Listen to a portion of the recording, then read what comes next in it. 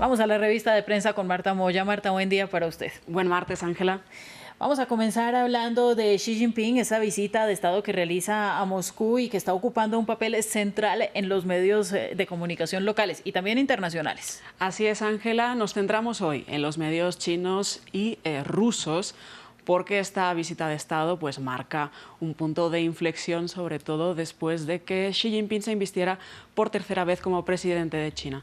Hemos destacado los dos de los principales medios, ruso y chino. Empezamos con el Global Times, un partido muy alineado con el Partido Comunista, que en su editorial destaca, ¿no?, esta visita de Xi Jinping a Moscú, ¿no? Esta visita de Estado, sostiene el Global Times, da razones para creer que las relaciones se van a intensificar con Moscú, no solo en beneficios tangibles para ambos pueblos, sino en la promoción de la paz y el desarrollo, según sostiene este editorial.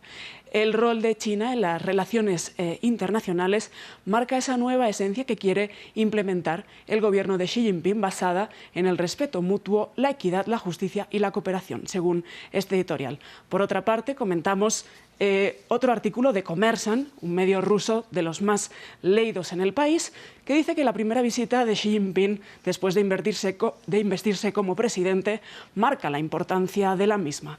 Ambos líderes, Putin y Xi Jinping, escribieron en los periódicos del otro país.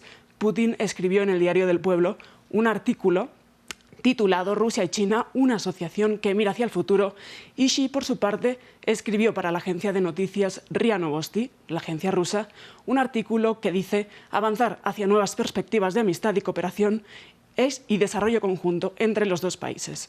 La visita, eso sí, despertó rápidamente los recelos de Occidente. Y no era ninguna sorpresa. Otro de los actores indirectos de este encuentro, y cómo no, es Volodymyr Zelensky, que podría mantener su primera videollamada con el mandatario chino desde el inicio de la guerra. El medio Político habla sobre este tema. Sí, Ángela, y Político dice, ¿no?, que al final Zelensky siempre tiende a criticar con bastante facilidad a países como Hungría o incluso Alemania por su cercanía con Rusia. Sin embargo, con el principal aliado de Moscú, que es Xi Jinping, siempre mantiene esa posición y ese tono más diplomático. Kiev quiere mantener a Beijing como un socio comercial y un potencial intermediario para la resolución del conflicto con Rusia. Y además, según sostiene Político, alejar la posibilidad de que China exporte armamento a Moscú. A todo esto, Político publicaba un artículo la semana pasada en la que decía que, obteniendo datos aduaneros, empresas chinas habían vendido a empresas rusas al menos 1000 rifles de asalto y otros materiales como piezas de drones o chalecos antibalas con fines, no se sabe si militares. China también puede ayudar a Ucrania en la hipotética reconstrucción del país una vez acabe el conflicto. Y además también sostiene este artículo de Político que ambos países, Ucrania y China, no son ajenos, ¿no? Porque antes de la guerra, Ucrania y China, China, era el principal aliado económico de Ucrania, con inversiones en infraestructura y sobre todo en el mercado de los granos. Kiev además se abstuvo en una votación de Naciones Unidas en la que se condenaba pues la represión de China contra el pueblo uigur. Pues se pone muy claro cómo China tiene un papel preponderante en esta etapa del conflicto. Sobre esto vamos a hablar con el primer invitado del día más adelante, Marta, pero vamos por ahora a cambiar de tema, aunque seguimos en Ucrania. El Kiev Post publica este martes un artículo en el que contrapone las versiones de Moscú y de Kiev acerca de las últimas noticias de unas explosiones que hubo en la península de Crimea. Sí, Ángela, y como siempre, versiones cruzadas e interesadas sobre lo que pasa en el terreno.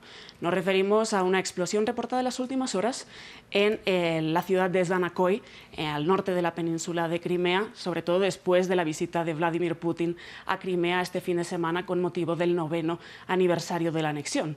Las versiones son, por una parte, Ucrania no asume su autoría directa, pero dice que esa explosión dejó un saldo no especificado de misiles destruidos mientras estos se transportaban por un ferrocarril. Dice textualmente Ucrania: el algodón continúa el proceso de desmilitarización de Rusia y prepara la península de Crimea para la desocupación. O sea, no la asume, pero sí queda estos mimbres de el algodón, que al final es una referencia al humo que sale y deja en el cielo estas explosiones. Por otra parte, Rusia dice que estas explosiones se dieron por un ataque con drones a infraestructura civil que dejaron al menos una persona herida y dañaron una escuela, una tienda de comestibles y dañaron parte de la red eléctrica del país. Ninguna versión, eso sí, ha sido verificada de manera independiente. Bueno, y sabemos que Ucrania insiste en recuperar la península de Crimea, aunque eso en los hechos poco se ha hablado. Vamos a terminar con Estados Unidos, con Donald Trump, que vuelve a los titulares desde este sábado cuando lanzó la teoría de que hoy podría ser arrestado por este caso tan polémico con Stormy Daniels.